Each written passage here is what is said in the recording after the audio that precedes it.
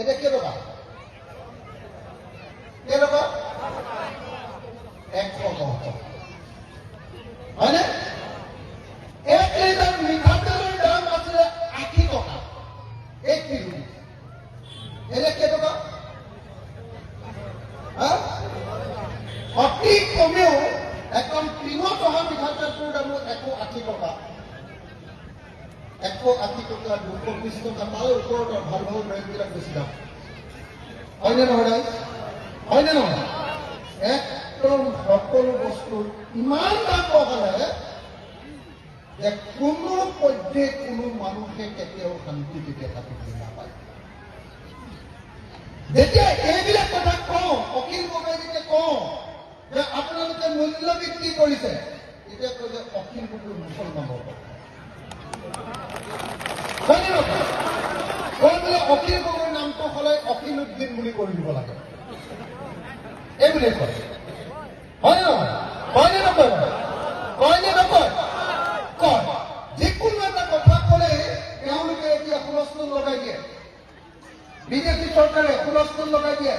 বোলে ইহঁতি যদি কওঁ যে বিজেপি চৰকাৰে এই কামটো বেয়া কৰিছে, পেট্ৰলৰ দাম ইমান বঢ়াই দিয়ে, খুব বেয়া কৰিছে, তেতিয়া লগে লগে ক'ব যে ই মুছলমানৰ এটা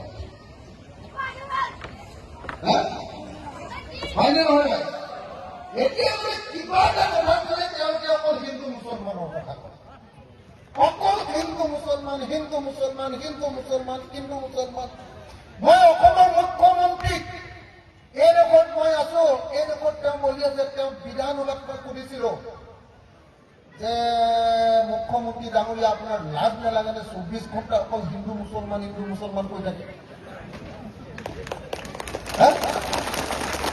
মই কৈছিলো যে আপোনাৰ উদ্দেশ্য কি? আপুনি কাজিয়াখন লগাব খুজিছে নহয় জানো? মই এনেকে সুধিছিলো। আপোনালোকে চাইছে নাই এইটো কথা? মই যে বিধানসভাত এইবিলাক ধৰি আছো, দেখিছেনে নাই? মই স্পষ্টকে সুধিছিলো যে আপুনি অসমৰ 57 ঐতিহ্য আৰু সংহতি মিলাপ্ৰীতি হিন্দু মুছলমানৰ, এইটো ধ্বংস কৰি হিন্দু মুছলমানৰ সংঘাত লগাবলৈ বিচাৰিছে নহয় জানো? আৰু মুখ্যমন্ত্ৰীয়ে কৈছিলে যে হয়, মই কাজিয়া লগাব। শুনিছিলে না নাই? অসম বিধানসভাত মই আপোনালোকে জানে নে নাই নাজানো, মই মানে একদম হিমন্ত বিশ্ব শৰ্মা তেনেকে মুখৰ আগত চাই লৈ চকুত থৈ ৰঙা চকু দেখুৱাই মই তেওঁক কওঁ যে আপুনি অসমৰ আটাইতকৈ 2 নম্বৰী মানুহ। চাইনে নাচায় আপোনালোকে? কেতিয়াবা সঁচাকে চাইনে নাচায়? চাইনে নাচায়? অসমত 126 জন MLA আছে, কিন্তু মই অলপ বেছি দুষ্ট MLA। মই কাৰোৰে ভয় চয় নকৰো। বেলেগবিলাকে কিবা এটা ক'লে লগে লগে তেওঁলোকৰ ওচৰলৈ CM ভিজিলেন্স পঠিয়াই দিয়ে যে তহঁতি আমুক কেলেংকাৰী কৰিছিলি, তহঁতক জেলত দিম।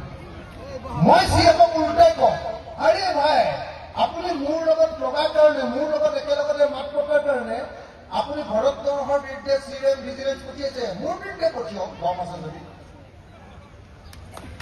মই এনেকে কওঁ। আৰু মোৰ লগত যেতিয়া মাত পাতিছিলে এই যে আমাৰ কৰিমগঞ্জৰ বিধায়কজন, উত্তৰ কৰিমগঞ্জৰ বিধায়কজনৰ নাম কি আছিলে? কমলাক্ষ দে পুৰকাষ্ট, কংগ্ৰেছত আছিলে। মোৰ লগত একেলগে মাত পাতিলে, মোৰ লগত সহায় কৰি দিলে। মই যেতিয়া ধৰিছিলো CMক, তেতিয়া তেওঁ মাতি দিয়াৰ কাৰণে তেওঁৰ এগেইনষ্টত পুলিচ পঠিয়াই দিলে। পুলিচ পঠিয়াই দিলে, কমলাক্ষ দে পুৰকাষ্টই ভয় খাই কংগ্ৰেছ আৰু বিজেপিতে জইন কৰিলে। গম পালে নাই? গম পালে নাই? মানে যিবিলাকে কেলেংকাৰী কৰি থৈছে তেহেঁতি বেছি মাতিব নোৱাৰে, লগে লগে পুলিচ পঠিয়াই দিয়ে, ভয় খাই আৰু তেহেঁতি গৈ বিজেপিত জইন কৰে। মই চেলেঞ্জ কৰিছিলো যে কমলাক্ষ দে পুৰকাষ্টই মোকহে সহায় কৰিছে, মোৰ লগতে মাত পাতিছে। মাত পাতিছিলো মই।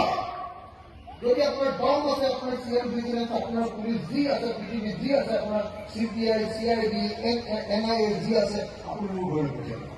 মোৰ ঘৰত বহুত পইচা আছে। মই এনেকে যেতিয়া কওঁ, তেতিয়া তেওঁলোকে কয় এই অখিল গগৈ এইটোৰ লগত লাগি নালাগিব, এনেকে কয়। এইটোৰ লগত লাগি নালাগিব, এইটো ঝেমেলা কৰিব। বুজিলে নাই? সেইকাৰণে মই আপোনালোকক এটাই কথা ক'বলৈ আহিছো, স্পষ্টকে এটা কথা ক'বলৈ আহিছো।